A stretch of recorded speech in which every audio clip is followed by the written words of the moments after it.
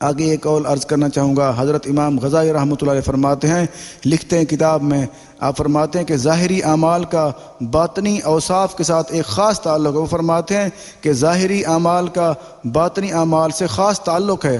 اگر کسی انسان کا باطن اللہ نہ کرے خراب ہو، اس کا ظاہر بھی آہستہ آہستہ خراب ہو جاتا ہے۔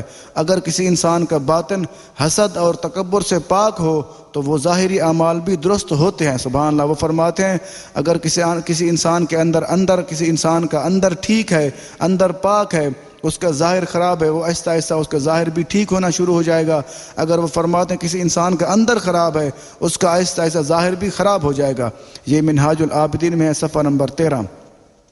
آگے حسد کرنے والے جو حاسدین ہیں، حسد کرنے والے کو کیا نقصانات ہوتے ہیں، دنیاوی نقصانات کیا ہوتے ہیں اور دینی نقصانات کیا ہوتے ہیں۔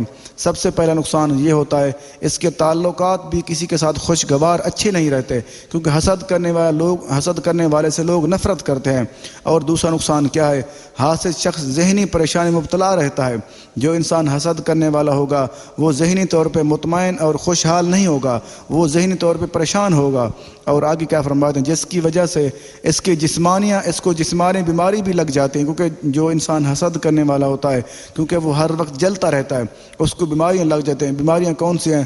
اس کا دل کی مرضیں شروع ہو جاتے ہیں، بلڈ پریشر ہائی ہو جاتا ہے، کبھی لو ہو جاتا ہے، کبھی اور بیماریاں بہت زیادہ لگ سکتی ہیں حسد کرنے کی وجہ سے۔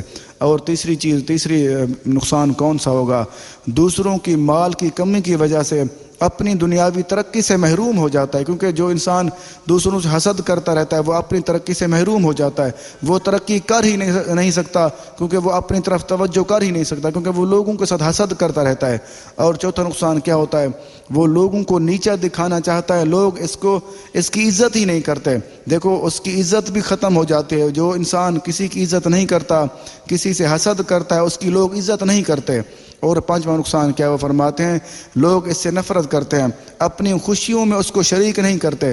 جو انسان خود خوش نہیں ہوتا وہ دوسروں کی خوشیوں کو مزید خراب کر دیتا ہے۔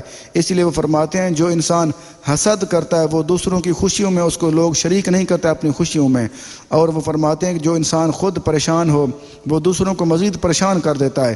وہ چھٹا نقصان کون سا ہے، جس جگہ کے لوگ ایک دوسرے کے حسد کرنے لگیں تو وہ اس معاشرے میں ترقی نہیں ہو سکتے۔ وہ فرماتے ہیں جس معاشرے میں لوگ ایک دوسرے سے حسد کرتے ہوں وہ معاشرہ ترقی نہیں کر سکتا، کیونکہ وہ ایک دوسرے کی ٹانگیں کھینچتے ہیں، ایک دوسرے کو وہ نیچا دکھانے کی کوشش کرتے ہیں، کسی کو ترقی والا ہونا ان کو پسند نہیں ہوتا، اس لیے وہ معاشرہ ترقی نہیں کر سکتا۔ اس لیے ہمارے معاشرے کی یہی صورتحال ہے۔ اگر اللہ نہ کرے کسی کے اندر یہ حسد پایا جائے، حسد ہے بلکہ بہت سے لوگوں میں، کیونکہ وہ خود بھی نہیں ترقی کر سکتے، لوگوں کو بھی ترقی کرنے سے روکتے ہیں، کوشش کرتے ہیں۔ جو انسان ان کی پرواہ نہیں کرتا تو وہ تو ترقی کر لیتا ہے، جو ان کی پرواہ کرتا ہے وہ خود بھی ترقی سے محروم ہو جاتا ہے۔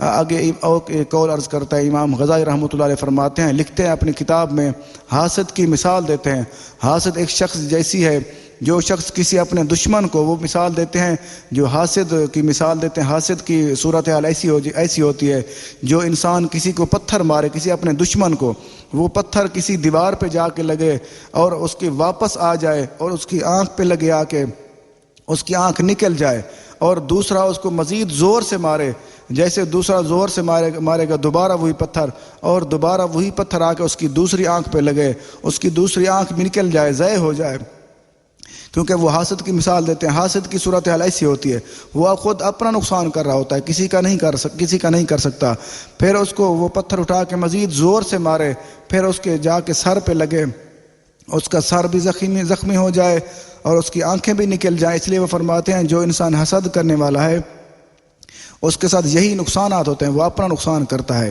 کیونکہ وہ اس کو دیکھ کے مزید لوگ ہنستے ہیں، خوش ہوتے ہیں، وہ کہتے ہیں کتنا بے وقوف ہے، اس کو تو کوئی نقصان ہی نہیں ہوا، یہ خود اپنا نقصان کر کے آ گیا۔ یہ کیمیاء سعادت میں ہے، جلد نمبر 2 صفحہ نمبر 614۔ اللہ تعالیٰ سے دعا ہے کہ اللہ تعالیٰ ہم سب کو حسد کرنے سے محفوظ رکھے، اور اگر کبھی ہم سے یہ غلطیاں ہو چکی ہیں تو اللہ تعالیٰ معاف فرمائے، آمین۔ اللہ حافظ۔